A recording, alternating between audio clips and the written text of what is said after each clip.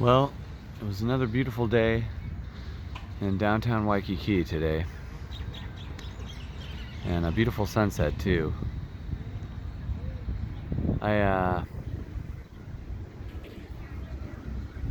I started one of the conditions set by the judge yesterday about getting to see the kids again, because the judge doesn't know me. In his defense, he doesn't know me at all, and the allegations against me are pretty, bizarre and extreme. So before he makes any kind of custody ruling, he ordered a psych eval. So I have to go get a psych eval. I thought, oh great, no problem. I'll just go get a psych eval, come right back here with all my paperwork, and we'll be good to go. Because it should be pretty easy to pass a psych eval. I think it will be pretty easy to pass a psych eval. I don't have any major issues psychologically that I can think of. However, I found out that a psych eval is $2,500 today. So for me to see the kids, I have to come up with $2,500 to pay a psychologist in the next 3 weeks. And of course, if I make any money over the table, as it were, the state just takes that money and gives it to the monster who's actively abusing my kids and me. And ultimately, over the long term, herself, actually, according to all the research I've read. But that doesn't really help anybody right now today, because, well, it just doesn't help. $2,500 I've got to come up with in the next 3 weeks. And I have some of it. I do. I've been working and saving. I've been really, really frugal. I've been eating one meal a day, and I've been spending no extra money on anything at all. No extracurricular. Haven't been buying new clothes or, going to the movies. Nothing. Just, I eat once a day, a modest meal. I try to keep it under $15 for a meal, which I'm trying to eat healthy too. So you're going to pay a little bit of a premium for eating healthy, and yeah, and also food here in Hawaii is just in general a little bit more expensive. There's a lot of tourists here, and so in general the restaurants and food trucks and everything can ask more, because most people are on vacation and expect to pay more and do pay more, and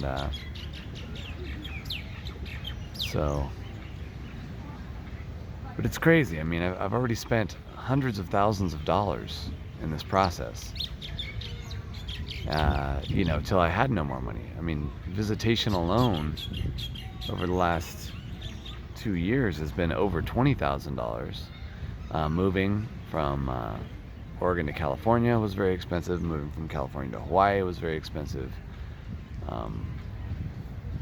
Trying to liquidate as many of my assets as I could during all that process. All of this has been hugely challenging, and now to be stuck with another bill for $2,500 just because of the allegations made by one person. It's just, it's absurd. It's absurd that, I haven't had any access to the kids, really, legitimate access, for almost 2 years, and all because of the say-so of one person, who, by the way, has never been through a psych eval. I mean, you want to talk about somebody who needs to go through a psych eval? It's somebody who would look at their own 3-year-old daughter and say, you can't see your dad, who you've been living with every day, all day for the last 3 years. Somebody who would look at their 5-year-old son, who learned to read with his dad, who was learning geometry with his dad, was playing Legos with his dad, and gardening and raising chickens and building well houses, and look at that 5-year-old and say, you can't see your dad at all. Not like, oh yeah, you can have weekends, or oh yeah, you can see him every other month or anything. Just like, you can't see your dad at all. That's just a hugely, hugely abusive and cruel thing to do to 2 young children. And yet, that's exactly what's gone on to my 2 kids. And Everett and Grace, when you get to watch this, I'm so sorry. I have been fighting every way that I can. I've been going to the courthouse over and over and over again in Oregon, in California, in San Diego. I've just been fighting every step of the way of this process because I know how horrible it is for both of you. And I've just been overrun by the legal system that hugely favors women. And, well, basically you're guilty until proven innocent.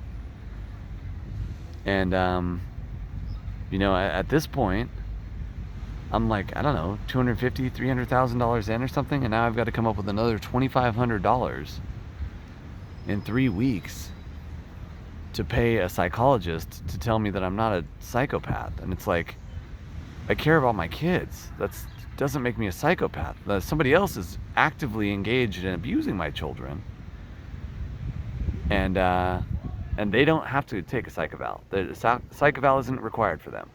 And I've asked every single judge, please make her take a psych eval. Please order her to take a psych eval. And they're like, no. And now they're like, oh, you take a psych eval. So, and for me to get any kind of hearing at all with the judge whatsoever, they're saying I have to go get a psych eval, and it's $2,500. And I've got about, I don't know, $400 in the bank right now. And I have to pay the doctor for the initial view. I have to pay him $300, and then I have to come up with the other $2,200 in the following 2.5 weeks. So I just don't know how I'm going to do that. It's just, I've been making money playing music and fixing a computer here and there, but I'm not making that much. I'm making barely enough to survive, much less pay for visitation and take days off to go to the courthouse and take days off to go to the print shop and take days off to go to a psychologist, and then much less to front a $2,500 psychologist bill. It's just, I don't really understand how the system came to be and how anybody thought any of this was legitimate or fair. It's just really not. And it's, of course, the most unfair for the kids. So, I thought yesterday was kind of a win because I did transfer the case to Hawaii. At least I've got a fighting chance to overrule some of the disastrous judgments made in California by that judge. Judge James Wood, I believe his name is. James Wood in California is the biggest piece of shit on the planet. The ruling he gave me was so unfair to the kids and to me.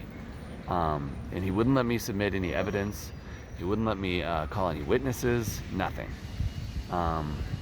And I'm still suffering as a result of his ruling. And now his ruling's costing me another $2,500. It's already cost me thousands and thousands of dollars, and now it's costing me another $2,500. And I don't really know how I'm going to come up with that.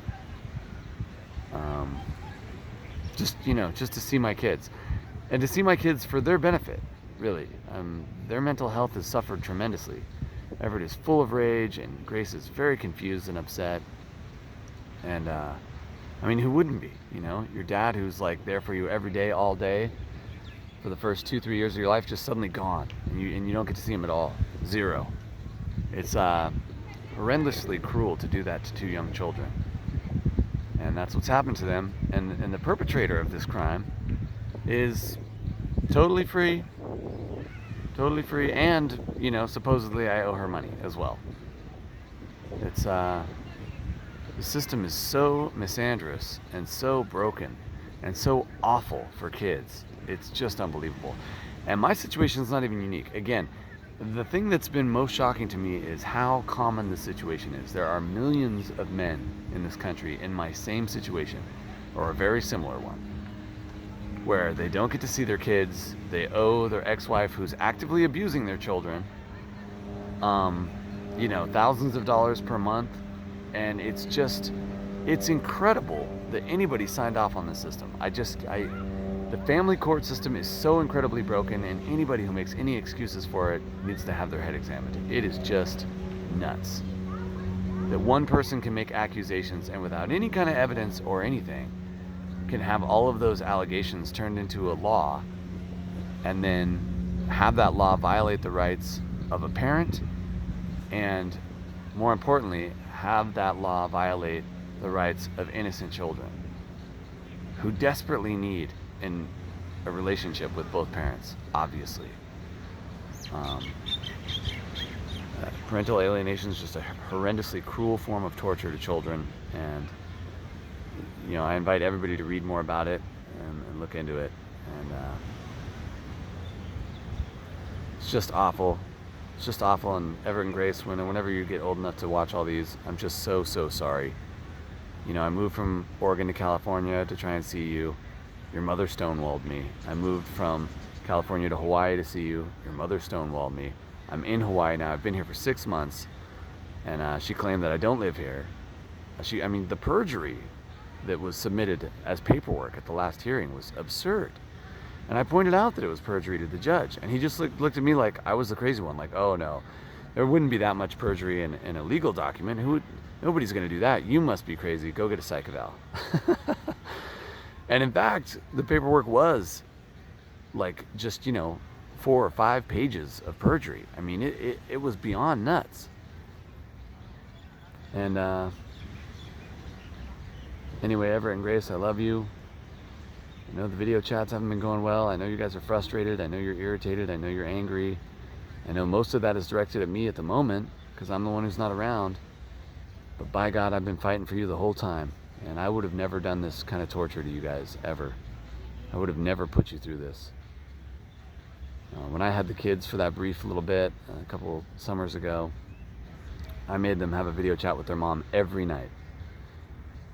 At least 30 minutes every night. That camera was on and they could talk to her. I was trying so hard not to damage the kids in this horrible process. And all for naught, The legal system is just hugely biased against men. And you walk in there with a Y chromosome and it's pretty much case closed. You are done. And you will be impoverished. You will be tortured. And so many men take their own lives. So many men turn to alcoholism, drug abuse, crime, violence. So many men fall into these horrible pitfalls as a result of being tortured by their ex-wife. And there's no recourse. It's no fault divorce. She can go and cheat on you and malign you to your own children and your friends and family. She can keep your kids from having any relationship with anybody on your entire side of the family. It's not even just me and the kids. It's the kids and their grandparents and the kids and their uncles and their kids and their aunt and the kids and their cousins and the kids and their second cousins. And it is just horrendous to torture everybody involved in such a way. And for one person to have that kind of power shows how broken our current system is, and it needs to change. It needs to change.